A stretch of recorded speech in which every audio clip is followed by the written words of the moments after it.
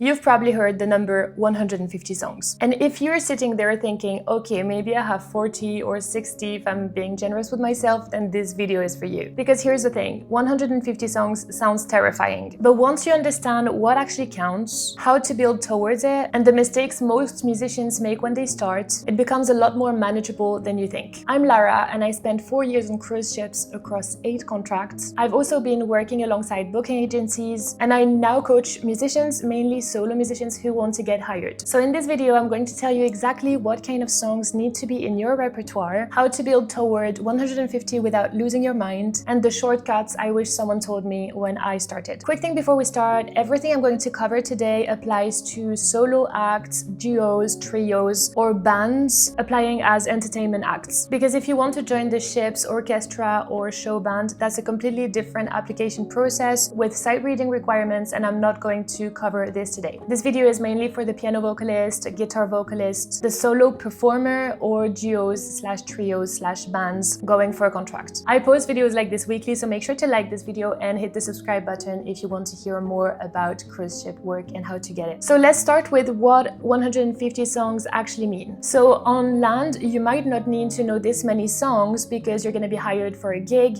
you're going to be hired for one night, and even if you just have like 30 or 40 songs, it's going to be okay because you're never going to have to play as much as you will on cruise ships. But what happens on cruise ships or residencies and hotels, resort, etc., is that you play every single night, and a lot of the time you're going to have the same audience for a week or sometimes even 2 weeks. And what happens if you only have 40 songs is that you're going to play the same thing, you're going to repeat songs, and guests will get tired of it. On my contracts, I was playing 2 to 4 hours a day, and so that was enough to keep me going, even when the guests were staying for longer on the cruise ships. It doesn't mean that you're not going to repeat songs, because you will. At some point, I was playing the same song every single day because it was requested, but you need to have this repertoire to get hired so that agents know that you'll be able to handle the entertainment and to handle the guests. So 150 songs is actually the bare minimum. It's more usually 200 or 250 that they will require from solo, duos, or trios and bands. Now I hear you asking, yeah, but how am I going to learn 150 songs off by heart? You don't have to. I don't think I even know 3 songs off by heart, so don't worry about this. You can have a tablet, you can have the chords, and what I use it, so I have my iPad, and I basically so I have the lyrics, and I have I'm not sure you can see it here, but I just have the chords. And that allows me to have, so if you look at my whole library, I have like 615 songs, not sure you can see it. This app is called Songsheet Pro, so you can definitely have the chords and the lyrics in front of you when you play, and thanks God for this, otherwise I don't know how we will all do as cruise ship musicians. So you really don't have to know it off by heart. The standards are not that high, like especially if you play in a piano bar or if you're a guitar vocalist. If you know-ish the songs, I tend to think that the guests are quite tolerant with it because they see the amount of songs that you have, and because you have so many songs, you can also play the songs they request. And so they tend to be more tolerant than if you were in a full theater, you know, with people watching you like this.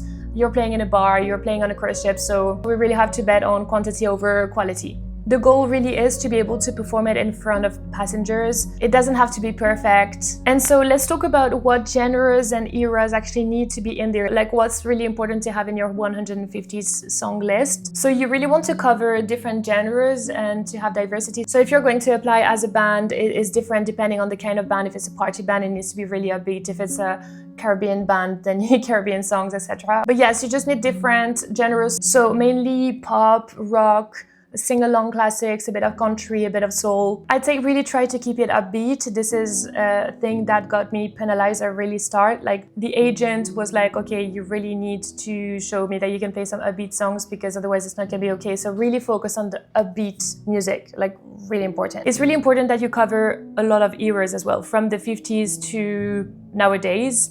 And I'd say the 70s and 80s are really important. Like, do not skip these, because a lot of cruise ships, they have older people, and if you don't know the songs they enjoy listening to, they're just gonna leave. And also, if you know their songs, they're also more likely to give you tips. So definitely learn these. I would really prioritize international hits, English songs. If you have different languages in the songs you choose, that's amazing. But at the start, you really need to build a foundation. You really need to make sure that the songs that you're playing are internationally known, and it's really important to have songs that work across all nationalities, right? Like the Beatles, for example, Elton John if you're on the piano. So yeah, really try to look at like contrasted songs in terms of how they're played, because especially when you create your show reel, the more contrasted the songs you're playing are, the better. This is also what agents are looking for. They want to see that you can play different stuff. Okay, so this is what you should not include in your song list. The first thing is do not include your original music. This is useless. You will be able to play original music on ships if guests ask you, especially if you're a solo performer, but putting that in your own list when agents will look at it is useless, and it shows that you haven't really understood the point of working on cruise ships. So even if you have them, great, just don't put them in your list when you send it out to agents applying for a contract. Do not include songs that are too niche or that are just unknown or like not really famous, because these are pointless. If you have them in your repertoire, you can put them in there because it adds up, but I wouldn't learn specifically niche songs or songs that are not really known, because it's not going to work in your favor. And the last thing is, when you learn songs, really make sure to learn songs that are not too vocally demanding. This is really important. Like I'm thinking about the song Let Her Go by Passenger. Well, you only need the light when it's burning low. This song is so, I mean, I didn't sing it that many times on cruise ships, but makes me think of the fact that it has like literally 3 notes in the melody. So it's very easy to sing. Or even Imagine. I used to start all my sets with Imagine by John Lennon. That is really easy to sing, and your voice is going to thank you later. By the way, I have put together a master song list that work really well on cruise ships from my 8 contracts, and also from friends who are musicians and who found these songs really successful on ships. I've also got a list of agencies to contact and templates so that you know exactly what to say when you reach out to them and how often to contact them. It's literally everything you need in one place, and trust me, I really wish I had this when I started. If you want access with all of that, feel free to book a call with me down below. When you book a call with me, I give you all these resources, and we also spend an hour going through your repertoire, your exact situation, your show reel, and you leave with every resource that you need to move faster. Now, how to learn songs faster. I'm going to share with you the mistakes that I made when I tried to learn songs, because I didn't have anybody on YouTube telling me how to do it. And so the first mistake that I made was over obsessing over the introduction or like the solo part, or trying to do things on the piano or even vocally that are too much. Again, as I said earlier, when you prepare for a gig on land or when you're writing songs, it's very different, because you're like, okay, I'm going to play this one song, I need to learn these 10 songs, and that's it. When you have 150 songs to learn, you can't think this way. You have to think in terms of quantity, you have to think in terms of simplicity. And I really wish I knew this earlier, because I remember spending so long learning solos or different ways of accompaniment that were just too difficult, and that I didn't even end up playing on the ship, because what's truly important when you are on the ship is the connection with the audience. Of course, musicality and the way you play stuff is important, but especially around accompaniment, I think it's really important to make it super simple, and as you're going to get performance experience on cruise ships, you're going to get better at it naturally. You're going to add more notes. Your music ear is going to get much better, and you're naturally going to get better. But trying to learn specific songs off by heart is just like the thing that was so useless for me. As I said to you earlier, I only just use chords. And so all these little parts that I was trying to create, either vocally or on the piano, I had to memorize them, and this is wasted time.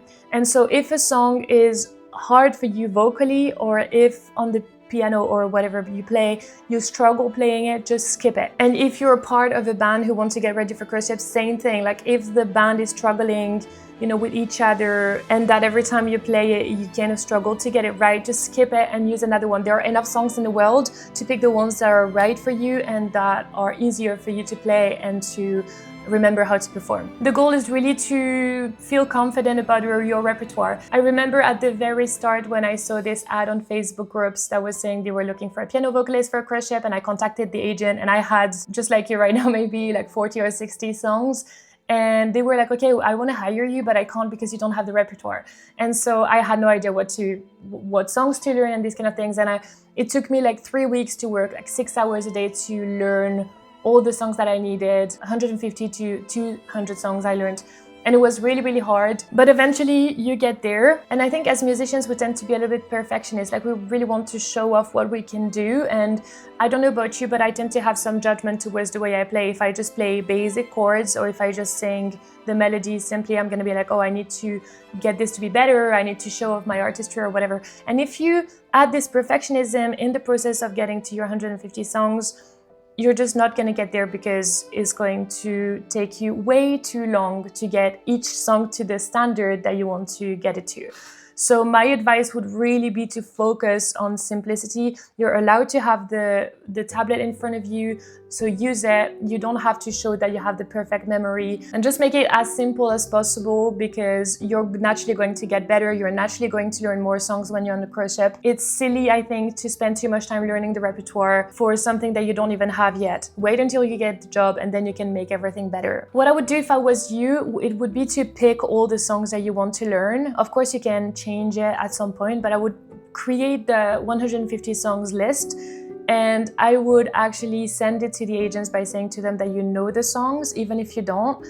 Actually, just do this if you already know 100 or something like that, because they're not going to check if you know every single song. And if they give you a job, you're still going to have a few weeks or a few months before you get on board, and so you're going to have this time. So build the song list with everything I said in this video, and you can start applying straight away, and then you keep learning them as you go. And again, I would really prioritize learning the songs that are very known, that are international, that everybody know, because this is what's going to work in your favor. It depends how urgent your goal is to get on a cruise ship, but I would really advise that you learn at least 1 a day or 2 per day. And it's also going to be easier because a lot of pop songs specifically, you know, have the same chords, and so reading chords, and depending on your level, it's going to get easier over time. And if you get into a routine of learning songs every day, your brain is going to adapt. So yes, do not completely lie. Do not say that you have 200 songs when you only have 20. This is not going to work neither. But if you're, as I said, if you had 100 and your list is showing 150, it's fine. What agents do not check is if you know your whole repertoire, if you know every single song, but what they do check is your show reel, your song list, how professional you are, and your ability to connect with people, which is really important to show off in the show reel as well. So now you know exactly what to build, how to build it, and what actually matters when you apply. The next step, if you are serious about this, is sitting down and actually auditing what you have at the moment and then making a plan. This is exactly what we do on a coaching call. You come with your current repertoire, we look at the gaps together. I give you the master song list, the agency contacts, the outreach templates, literally everything that took me years to figure out in just one session. The link is in the description if you want to book. Good luck with your repertoire, and if that was useful, subscribe. I post videos like this weekly for musicians who are thinking of taking this path, and feel free to comment about how many songs do you have. Let me know in the comments, and if there are any specific videos you'd like me to make. It's so good to have you here. Thank you so much for being part of this amazing community, and I'll see you next week.